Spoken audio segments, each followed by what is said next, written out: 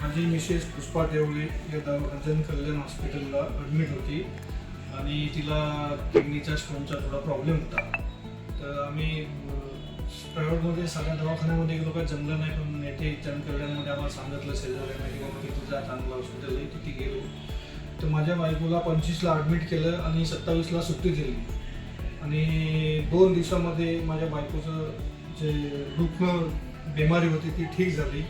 आणि जे nurse doctor हे सगळे एकदम चांगले सुविधा करणारे आणि चांगले आपल्याला सपोर्ट करणारे, कधी रागीट स्वभाव नाही, कधी उलटा स्वभाव नाही. सगळ्यांना आपली सेवा केली आणि आपली पेशंट 2 दिवसात बरा झाला. आज सुट्टी भेटली तिसऱ्या संध्याकाळच्या रोजी. तर मी सगळ्याचे आभारी आहेत. आणि